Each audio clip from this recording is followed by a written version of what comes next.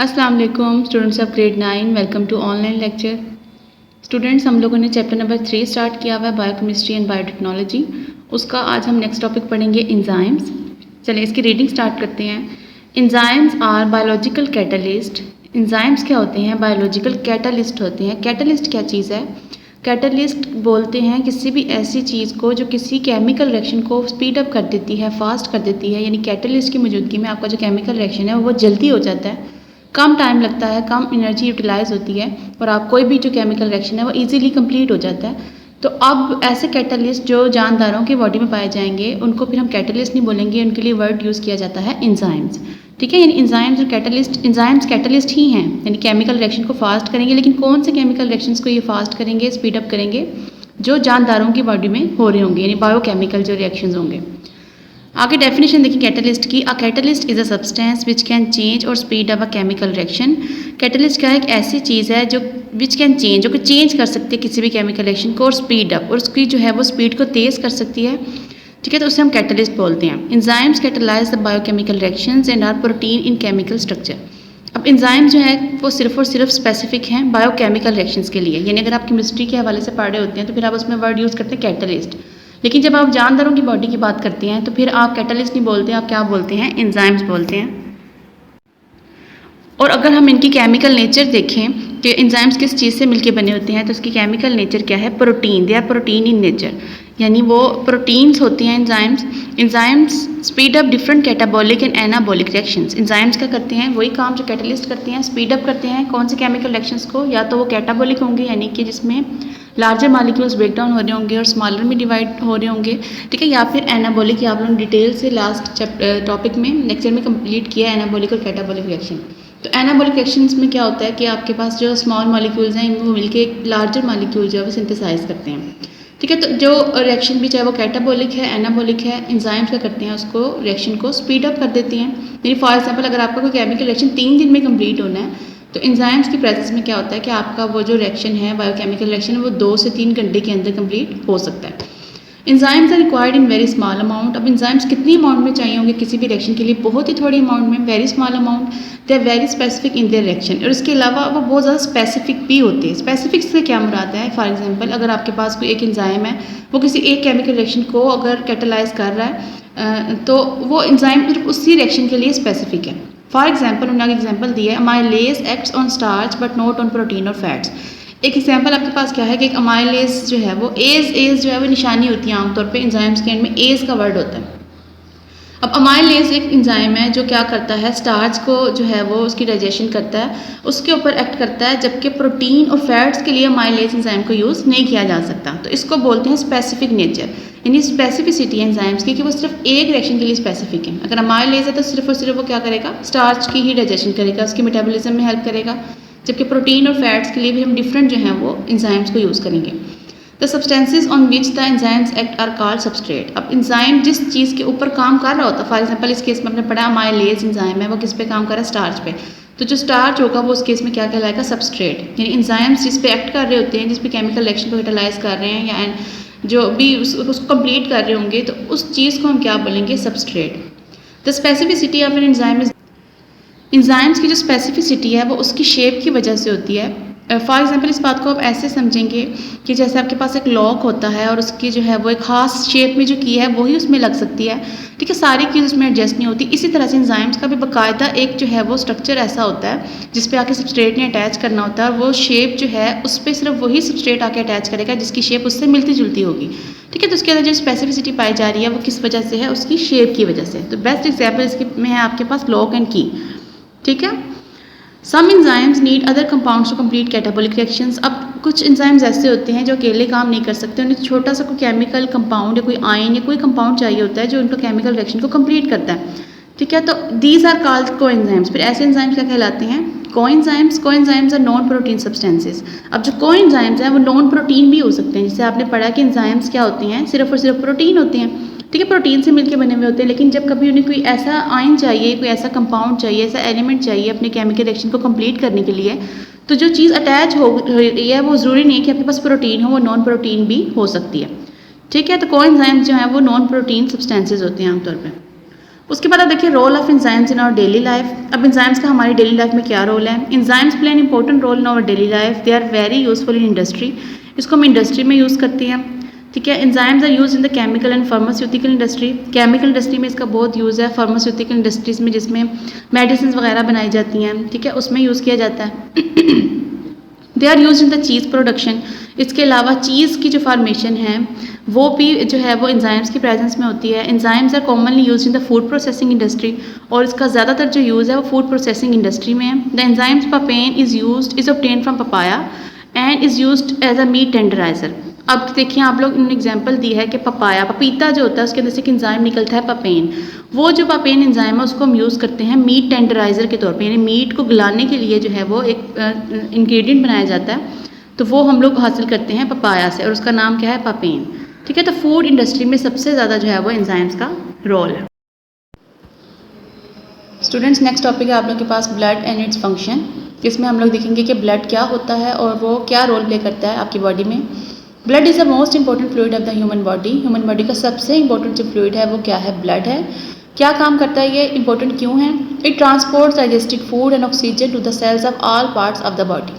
सबसे ज़्यादा most important दो काम। अब आपको पता है कि आप लोगों का जो जानदारों का बेसिक यूनिट है वो है सेल। सेल सारे काम करता है। सेल जिंदा है तो ही आपकी जो है वो बॉडी जो है वो डिफरेंट एक्टिविटीज़ कर रही है।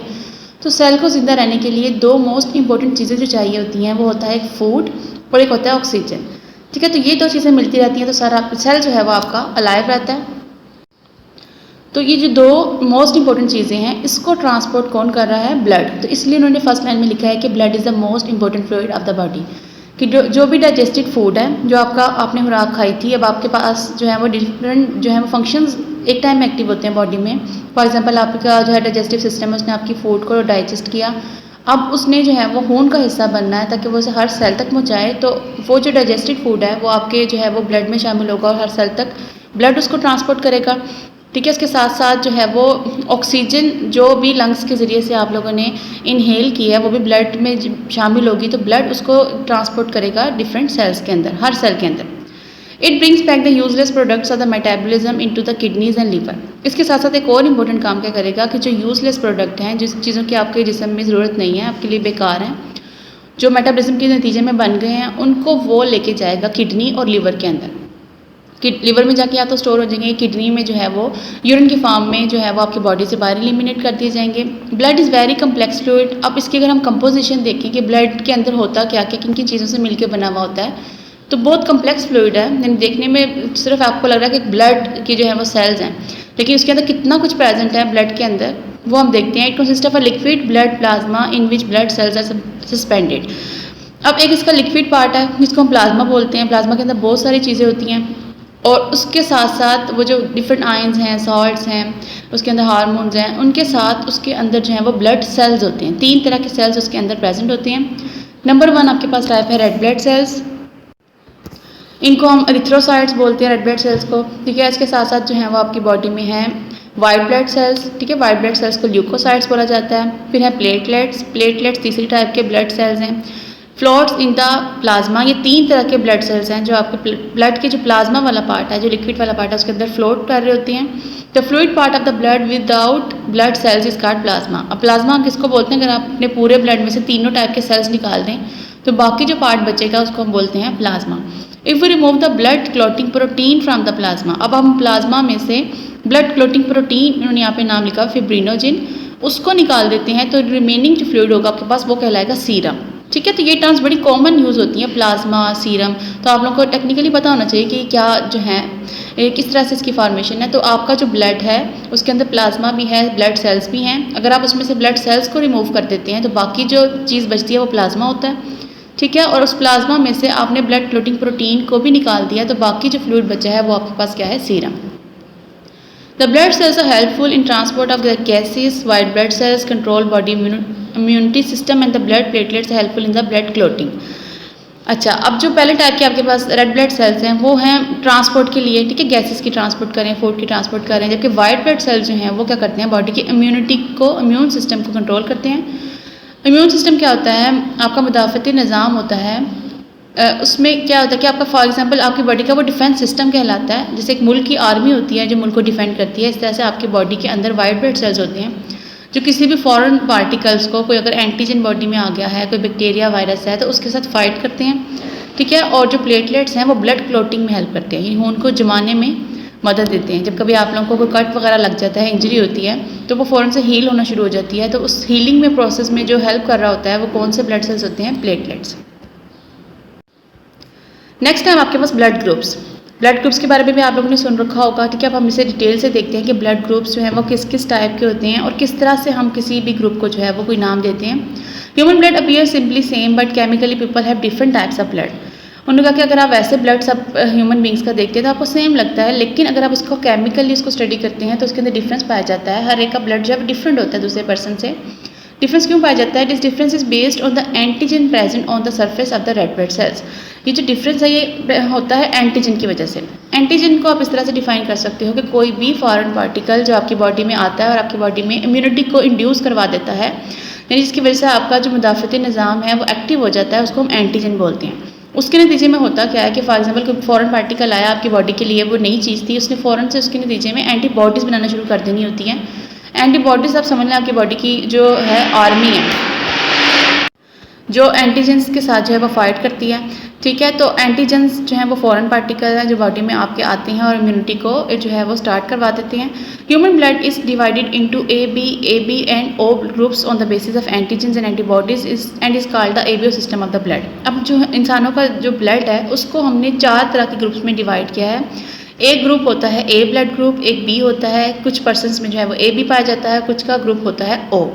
अब ये ग्रुप्स हम क्यों बनाते हैं? उनके अंदर कौन सी एंटीजन प्रेजेंट है, कौन सी एंटीबॉडीज़ प्रेजेंट है, उसकी वजह से हम लोग इन ब्लड ग्रुप्स को ये वाले नाम देते हैं। यानी for example if a certain person belongs to A group of the blood then it is due to the A antigen present on the surface of the red blood cells. यानी अगर किसी पर्सन का blood group A है तो हम उसे ए blood group क्यों कहेंगे? क्योंकि उसके अंदर एंटीजन कौन से प्रेजेंट है? ए, ठीक है। If another person's red blood cells have B antigens then he belongs to B blood group. अगर एक दूसरा पर्सन है उसकी बॉडी में जो है वो एंटीजेंस बी प्रेजेंट है तो उसका ब्लड ग्रुप क्या कहलाएगा?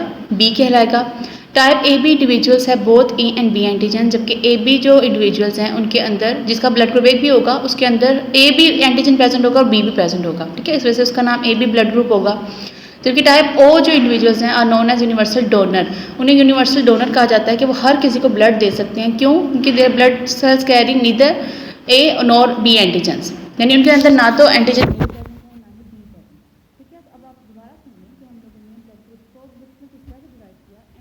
वजह से। अगर किसी के अंदर एंटीजन ए है तो हम कहेंगे कि ये ब्लड ग्रुप क्या है? ए। एंटीजन बी प्रेजेंट है तो ब्लड ग्रुप बी है। एंटीजन ए बी दोनों प्रेजेंट है तो ब्लड ग्रुप क्या है? A B. और अगर दोनों ही प्रेजेंट नहीं है तो ब्लड ग्रुप क्या है? ओ। अब जब दोनों ही एंटीजन प्रेजेंट नहीं है तो वो किसी भी पर्सन को हम दे सकते हैं, क्योंकि एंटीजन से एक दूसरे पर्सन के लिए नुकसानदेह है, फॉरेन पार्टिकल है जिसकी वजह से आपकी इम्यूनिटी स्टार्ट हो जाती है। तो अगर किसी पर्सन के अंदर एंटीजन प्रेजेंट ही नहीं है जैसे ओ ब्लड ग्रुप वालों को, तो फिर वो अपना ब्लड जो है वो किसी भी पर्सन को डोनेट कर सकते हैं। Type A B individuals are universal recipient. अब जो ए बी टाइप के इंडिविजुअल्स हैं उनको हम लोग कहते हैं यूनिवर्सल रेसिपिएंट, यानी वो हर किसी से जो है वो रिसीव कर लेते हैं। क्यों रिसीव कर लेते हैं? क्योंकि उनकी अपनी बॉडी में ए बी ब्लड ग्रुप हमने क्यों कह रहे थे? क्योंकि उनके अंदर एंटीजन ए भी प्रेजेंट थी और बी भी प्रेजेंट थी, ठीक है। जब दोनों उसके अंदर ऑलरेडी एंटीजन्स प्रेजेंट है तो उनके लिए दोनों चीज़ें जो हैं वो न्यू नहीं है, ठीक है। बाय बर्थ ही जो है वो बोर्न उनके अंदर ही एंटीजन्स प्रेजेंट है। तो अब वो अगर किसी से भी ब्लड लेती, for example A B blood group जो है वो अगर ए से लेता है इनके बॉडी में तो ए एंटीजन प्रेजेंट है तो ए ब्लड ग्रुप का कोई नुकसान उसको नहीं होगा। इस तरह ए बी ब्लड ग्रुप वाले बी से जो है वो अपना ब्लड लेते हैं तो बी इनको कोई नुकसान नहीं, क्योंकि उनकी बॉडी में बी जो है ऑलरेडी प्रेजेंट है। ओ से तो सब ही ले सकते हैं, ठीक है। और ए बी से तो ले ही सकता है अपने जैसे ब्लड से, ठीक है। तो इस तरह से ए बी जो है वो ऐसा ब्लड ग्रुप है जो सबसे जो है वो ब्लड ले सकता है, इसको इसलिए हम लोग कहते हैं यूनिवर्सल रेसिपिएंट। उसके बाद आप लोग ये टेबल देखें, इससे आपको ज़्यादा अच्छी जो है वो समझ आएगी। टेबल में आपके पास फर्स्ट कॉलम है ब्लड ग्रुप का। आपके पास 4 तरह के ब्लड ग्रुप है, आपने जो भी स्टडी की हैं ए बी और ओ, उनका नेम मेंशन है। उसके बाद है एंटीजन्स और आरबीसीज। अब उनके जो रेड ब्लड सेल्स हैं उनके ऊपर कौन सी एंटीजन प्रेजेंट है जिसकी वजह से हमने उसको ब्लड ग्रुप का नाम दिया है। अब आपने ये पहले भी पढ़ा है, ठीक है। ए ब्लड ग्रुप क्यों है ए ब्लड ग्रुप? क्योंकि ऊपर एंटीजन जो है वो ए प्रेजेंट है। इसी तरह बी के सामने देखिए लिखा हुआ है एंटीजन बी, ए बी के सामने ए बी और ओ के सामने लिखा हुआ है नन, ये उनके पास कोई भी एंटीजन प्रेजेंट नहीं है। नेक्स्ट कॉलम देखें types of antibodies in plasma. अब एंटीजन तो आपने देख लिया, ठीक है। एंटीजन की वजह से आपको नाम से याद रहेगा, ए ब्लड ग्रुप है तो उसकी एंटीजन ए है, बी ब्लड ग्रुप की बी है, ए बी में बोथ है, ठीक है, ओ में कोई भी नहीं है। लेकिन अब एंटीबॉडीज जो है वो उसका ऑपोजिट है। फॉर एग्जाम्पल ए जो ब्लड ग्रुप है उसके अंदर एंटीजन ए है, तो एंटीजन ए के लिए ए तो जो है उनकी बॉडी में ऑलरेडी प्रेजेंट है, तो उन्होंने एंटीबॉडीज किसके अगेंस्ट बनानी है, बी के अगेंस्ट, यानी उनके ब्लड के अंदर जो है वो एंटीबॉडीज बनी हुई होंगी बी, यानी बी उनकी बॉडी में अगर चला जाएगा ए वालों की बॉडी में तो उनके लिए वो स्ट्रेंजर होगा, ठीक है। तो उनकी बॉडी में जो है वो ऑलरेडी एंटीबॉडीज किसकी प्रेजेंट है, बी के लिए प्रेजेंट है। इस तरह बी ब्लड ग्रुप है, यानी उसके अंदर बी एंटीजन प्रेजेंट था, तो उसकी एंटीबॉडीज क्या होंगी, ए बी अगर एंटीजन दोनों प्रेजेंट है तो उसके लिए दोनों ही जो है वो फेमिलियर हैं, तो उसका ब्लड जो है वो किसी किस्म की एंटीबॉडीज़ नहीं बनाएगा। और जो ओ ब्लड ग्रुप वाले हैं उनकी बॉडी में क्योंकि ना ही एंटीजन ए प्रेजेंट है ना ही बी प्रेजेंट है, तो उनके ब्लड को खतरा है कि अगर कोई फॉरेन कोई ब्लड किसी और ब्लड ग्रुप का लगता है तो उसको नुकसान हो सकता है। तो इसलिए ओ ब्लड ग्रुप वाले जो पर्सन है उनकी बॉडी में कौन सा उनका प्लाज्मा जो है वो बनाएगा एंटीबॉडीज़, ए और बी। यानी दूसरी तरह से अगर आप इसको देखिए तो इसका मतलब क्या है कि जो ए ब्लड ग्रुप है उसके अंदर एंटीबॉडीज़ बी प्रेजेंट है, यानी उसने बी ग्रुप से फाइट करना है। ए अगर उसको लग जाएगा तो उसको कोई खतरा नहीं होगा। इस तरह से बी ब्लड ग्रुप वाले को अगर हम बी ही दे देंगे तो कोई खतरा नहीं है, लेकिन अगर ए उसकी बॉडी में जाता है तो वो उसके लिए खतरा है, तो उसने उसके लिए एंटीबॉडीज़ ए बनाई हुई है, ठीक है। तो ए बी के अंदर दोनों एंटीजेंस प्रेजेंट है, उसको दोनों से ही कोई खतरा नहीं है, तो कोई एंटीबॉडीज़ बनाने की ज़रूरत नहीं है। इसी तरह से ओ ब्लड ग्रुप के अंदर जो है वो एंटीबॉडीज़ क्योंकि एंटीजेंस दोनों ही प्रेजेंट नहीं है, तो अगर कोई उसे ए ब्लड ग्रुप देता है, बी देता है या ए बी देता है तो चारों तरह से उसके लिए खतरनाक है। तो उसकी बॉडी ने उसके प्लाज्मा ने क्या सिंथेसाइज किया हुआ है, ए और बी दोनों तरह की एंटीबॉडीज़ जो है वो बनाई हुई हैं। अब आप नेक्स्ट देखिए ग्रुप डोनर। डोनर का मतलब होता है देने वाला, यानी अब जो ब्लड ग्रुप ए है फर्स्ट कॉलम में हम देख रहे हैं ए को पहले, वो किन किन से जो है इनको कौन कौन दे सकता है, ठीक है। तो ए को ब्लड ग्रुप ए तो दे ही सकता है, एक जैसा ब्लड ग्रुप है वो तो देगा ही। उसके साथ साथ ओ आपने पढ़ा था यूनिवर्सल जो है वो डोनर है, वो हर किसी को अपना ब्लड ग्रुप डोनेट कर सकता है। उसके बाद सेकंड वाले में आप देखें बी को बी तो दे ही सकता है, और साथ साथ उसको ओ जो है वो जैसे ओ सब में आ जाएगा, ठीक है। यूनिवर्सल डोनर है वो सबको दे सकता है, तो हर ब्लड ग्रुप में आप लोग देखें हर कॉलम में ओ लिखा हुआ है। उसके बाद ए बी ब्लड ग्रुप के सामने देखें ए बी को ए भी दे सकता है, ठीक है, बी भी दे सकता है, ए बी भी दे सकता है और ओ भी दे सकता है। यानी ए बी के अंदर ए बी एंटीजन प्रेजेंट है, यानी सिंगल किसी का अगर ए ब्लड ग्रुप है तो भी वो दे सकता है, बी भी दे सकता है और ए बी वाले भी उसको दे सकते हैं। फिर इस तरह ओ जो ब्लड ग्रुप है अब वो ना तो ए से ले सकता है, ठीक है, उनके अंदर ना तो एंटीजन ए प्रेजेंट है, ना ही एंटीजन बी प्रेजेंट है, ना ही ए बी प्रेजेंट है, तो वो किसी से भी ब्लड नहीं ले सकते, सिर्फ वो अपने जैसे ब्लड ग्रुप से यानी ओ से ही ले सकते हैं। उनको सिर्फ ओ वाला ब्लड ग्रुप डोनेट कर सकते हैं, ठीक है। उसके बाद आपके पास नेक्स्ट कॉलम में रेसिपिएंट। अब इसमें है कि ये किस किस ब्लड ग्रुप को आगे से डोनेट कर सकते हैं। जैसे फॉर एग्जांपल आपके पास ब्लड ग्रुप ए है तो इनके किसको दे सकते हैं, ए को दे सकते हैं और ए बी को, ठीक है। इसी तरह से बी ब्लड ग्रुप है तो वो बी को देगा और ए बी को देगा, ए बी जो है वो सिर्फ ए बी को ही देगा, और जो ओ ब्लड ग्रुप है वो ए को भी देगा, बी को, ए बी और ओ, हर तरह के जो है वो ब्लड ग्रुप इससे अपना ब्लड रिसीव कर सकते हैं। ये जो आप लोगों ने सारे ब्लड ग्रुप्स के बारे में पढ़ा है, इस सिस्टम को हम बोलते हैं एबीओ ब्लड ग्रुप सिस्टम, ठीक है। इसके अलावा बॉडी में एक और सिस्टम भी प्रेजेंट होता है, यानी साइंटिस्ट ने जो है वो दो तरह के सिस्टम्स इंट्रोड्यूस करवाए हैं। उस सिस्टम को हम बोलते हैं Rh system. There is a second blood group system called Rh system. It is based on another red blood cells antigens called Rh factor. अब जो आरएच सिस्टम बनाया गया है वो बेस करता है एक एंटीजन के ऊपर, और उस एंटीजन का क्या नाम है, आरएच फैक्टर उसे बोलते हैं। जैसे पहला सिस्टम जो था वो एंटीजन जैसे आपने पढ़ा था ए में ए है, बी में बी है, लेकिन इसमें एंटीजन्स का नाम क्या है, सबके अंदर आरएच फैक्टर नाम है, जिसके अंदर भी अगर एंटीजन ये वाली प्रेजेंट है तो वो आरएच फैक्टर ही कहलाएगी। A can be Rh positive और आरएच नेगेटिव। अब ये फैक्टर दो तरह से हो सकता है कि अगर तो फैक्टर ये प्रेजेंट है, ठीक है, तो ब्लड ग्रुप क्या है, पॉजिटिव। अगर ये वाला फैक्टर एब्सेंट है किसी ब्लड ग्रुप के अंदर तो वो जो ब्लड है वो क्या होगा, नेगेटिव कहलाएगा। ए कैन बी आरएच पॉजिटिव और negative depending on the presence और एब्सेंस ऑफ आरएच फैक्टर। उन्होंने कहा कि अगर ए ब्लड ग्रुप है वो पॉजिटिव भी हो सकता है, नेगेटिव भी हो सकता है, डिपेंड करता है कि आरएच पॉजिटिव उसके अंदर जो फैक्टर है आरएच फैक्टर वो प्रेजेंट है या एब्सेंट है। अ pregnant RH negative mother can not receive RH positive blood because it can harm unborn RH positive blood inherited from the father. It is dangerous and the mother is injected with the anti-RH antibodies after delivering her first RH positive baby. उन्होंने कहा कि अगर किसी mother का जो है वो blood group है नेगेटिव, ठीक है, आरएच नेगेटिव है, तो और उसका बेबी जो है वो उसका ब्लड ग्रुप हो गया है पॉजिटिव, ठीक है। तो मदर जो है वो पॉजिटिव ब्लड रिसीव नहीं कर सकती, ठीक है, उसको उससे नुकसान हो सकता है, ठीक है, न्यू बॉर्न बेबी को भी हो सकता है। तो क्या होता है कि जैसे ही बच्चे की बर्थ होती है उसके बाद मदर को एक इंजेक्शन लगाया जाता है जिसको बोलते हैं एंटी RH एंटीबॉडीज़, यानी जो RH फैक्टर उसके अंदर प्रेजेंट है, यानी बच्चे का ब्लड ग्रुप डिफरेंट है, मदर का डिफरेंट है। तो अगर किसी वजह से मदर जो है बच्चे का ब्लड आपस में कॉन्टैक्ट होता है, ठीक है, तो डर होता है कि मदर की बॉडी में जो है वो उसके अगेंस्ट एंटीबॉडीज़ ना बनना शुरू हो जाएँ, तो इसलिए फ़ौरन से जो है वो उसको एक इंजेक्शन लगाया जाता है, ठीक है, जिसमें जो है वो RH एंटीबॉडीज़ जो हैं वो उसको इंजेक्ट की जाती हैं। अब आप RH सिस्टम को देख लें, बहुत सिंपल है ये भी, ठीक है, बस फैक्टर के ऊपर है कि अगर फैक्टर प्रेजेंट है तो ब्लड ग्रुप को हम पॉजिटिव बोल देते हैं, फैक्टर एब्सेंट है तो हम उसको नेगेटिव बोलते हैं। आप ये टेबल देखें, उसमें आपको दिया हुआ है सबसे पहले blood of the types of RH factor, दो तरह के हो सकते हैं, ठीक है, RH पॉजिटिव और नेगेटिव, यानी या तो प्रेजेंट है या फिर एब्सेंट है। टाइप्स ऑफ एंटीजेंस और RBCs, ऑन RBCs, ठीक है, या ऑन वर्ड है, बुक में मिस्टेक है। अब RH फैक्टर पॉजिटिव तब है जब उसके अंदर RH एंटीजन प्रेजेंट है, ठीक है, RH नेगेटिव ब्लड तब है जब उसके अंदर एंटीजन नन लिखा हुआ है, ठीक है, कोई भी नहीं है तो हम उसे क्या कहेंगे, नेगेटिव है। टाइप्स ऑफ एंटीबॉडीज़ पर कैसी होंगी, अब RH पॉजिटिव जो है वो उसके ऊपर एंटीबॉडीज़ भी RH पॉजिटिव ही होंगी, और नेगेटिव के पास उनके फैक्टर है ही नहीं तो उसके लिए कोई भी एंटीबॉडीज़ नहीं होंगी, ठीक है। इसी तरह से मैचिंग रेसिपिएंट आप देखें उनके पास कौन से हैं और मैचिंग डोनर कौन कौन से हैं। अब देखिए रेसिपिएंट किस किस से जो है वो रिसीव कर सकते हैं। अब जो पॉजिटिव वाले हैं वो पॉजिटिव से तो ले ही सकते हैं, ठीक है, अपनी तरह के ब्लड ग्रुप से हर ब्लड ग्रुप ले सकता है, लेकिन जो नेगेटिव है उसके पास उनके एंटीजन प्रेजेंट नहीं है तो उससे भी ये ले सकता है। यानी अगर A पॉजिटिव है आपके पास तो वो A से जो है वो A पॉजिटिव से ले लेगा ब्लड और A नेगेटिव से भी ले लेगा, ठीक है, कि A नेगेटिव का मतलब है कि A नेगेटिव के अंदर RH फैक्टर प्रेजेंट नहीं है, एंटीजन ही प्रेजेंट नहीं है, तो फिर उसको कोई खतरा नहीं है उससे, तो A पॉजिटिव जो है वो A पॉजिटिव से भी ले लेगा और A नेगेटिव से भी ब्लड रिसीव कर लेगा। सेम इस तरह अगर हम RH को जो है वो हम ब्लड ग्रुप के हिसाब से देखते हैं, यानी RH आपने A के हिसाब से एग्जाम्पल देखी, अब आप B के हिसाब से देखिए, अगर आपके पास B पॉजिटिव ब्लड है तो वो B जो है वो पॉजिटिव से भी ले लेगा और नेगेटिव से भी लेगा। इसी तरह से जो है वो A भी है तो वो A भी पॉजिटिव से भी ब्लड रिसीव करेगा और A भी नेगेटिव से भी करेगा, ठीक है। अब आप नीचे देखिए उन्होंने लिखा हुआ है मैचिंग रेसिपिएंट, मैचिंग डोनर्स। अब ये देगा किसको, उसके सामने कॉलम में है डोनर, इसका कौन कौन होगा। अब RH पॉजिटिव जो ब्लड ग्रुप है वो सिर्फ और सिर्फ अपने जैसे पॉजिटिव को ही देगा, अब वो नेगेटिव को नहीं दे सकता, यानी जो पॉजिटिव है वो हर किसी से ले सकता है, अपने जैसे जो ब्लड ग्रुप है उसमें पॉजिटिव से भी ले सकता है नेगेटिव से भी, जबकि जो नेगेटिव ब्लड ग्रुप है वो सिर्फ और सिर्फ जो है वो नेगेटिव से ही लेगा, ठीक है, वो पॉजिटिव से नहीं ले सकता क्योंकि जो नेगेटिव है उसके अंदर RH फैक्टर प्रेजेंट नहीं है। जब फैक्टर प्रेजेंट नहीं है तो उसके लिए जो है वो दूसरा RH पॉजिटिव जो है वो स्ट्रेंजर है, ठीक है। तो अब आप देखिए इसलिए उन्होंने यहाँ पे लिखा हुआ है नेगेटिव के सामने वाले में आप देखें उसके जो डोनर हैं, इधर आप देखो RH नेगेटिव नीचे सेकंड वाली रो में लिखा हुआ है और उसके सामने लास्ट कॉलम में जो उसका डोनर है नेगेटिव जो है वो किसको डोनेट कर सकता है, नेगेटिव को भी कर सकता है और साथ साथ पॉजिटिव को भी कर सकता है, जबकि पॉजिटिव जो था ऊपर जो आपने देखा है वो सिर्फ और सिर्फ पॉजिटिव को ही ब्लड डोनेट करेगा,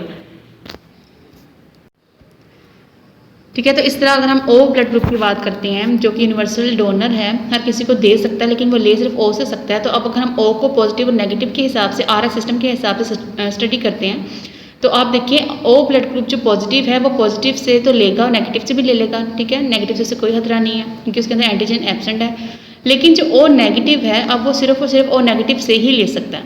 तो सबसे ज़्यादा रेयर जो ब्लड होता है वो O नेगेटिव होता है, ठीक है, और उसको जो है वो ब्लड सिर्फ और सिर्फ उनके O नेगेटिव से ही मिलना है, तो उसके लिए ज़रा डिफ़िकल्टी होती है अगर उसको जो है वो नीड हो O नेगेटिव ब्लड की। तो इस तरह से आप लोगों का ये सिस्टम है सेकंड वाला RH ब्लड ग्रुप सिस्टम, ठीक है। आप लोगों ने दोनों सिस्टम पढ़े हैं, एक ABO सिस्टम पढ़ा जो एंटीजेंस पे बेस करता था, जो जो एंटीजन प्रेजेंट थे उस हिसाब से उस ब्लड ग्रुप का नेम था। इसी तरह आपने RH सिस्टम पढ़ा जिसके अंदर RH फैक्टर जो था वो मेन रोल प्ले कर रहा था और जिसके अंदर RH फैक्टर प्रेजेंट था वो पॉजिटिव था, जिसमें प्रेजेंट नहीं था वो नेगेटिव था, ठीक है। जिसमें प्रेजेंट था वो अपने जैसे प्रेजेंट वाले से ले सकता था, पॉजिटिव वाले से, और नेगेटिव वाले जो है वो उससे भी ले लेता था, जबकि नेगेटिव जो फैक्टर था यानी AB अगर ब्लड ग्रुप है या A या B नेगेटिव है तो वो सिर्फ और सिर्फ नेगेटिव से ही ब्लड रिसीव कर सकता है, ठीक है। तो ये है आप लोगों के पास पूरे दोनों सिस्टम। अब आप लोगों ने इस पूरे टॉपिक को बहुत अच्छी तरह से लर्न करना है, ठीक है। साथ साथ आप लोगों ने एंजाइम्स के बारे में स्टडी किया, ये दोनों टॉपिक्स बहुत ज़्यादा इंपॉर्टेंट है, तो आप लोगों ने इन टेबल्स के साथ जो है वो सारे कंप्लीट टॉपिक को लर्न करना है। अल्लाह हाफिज़।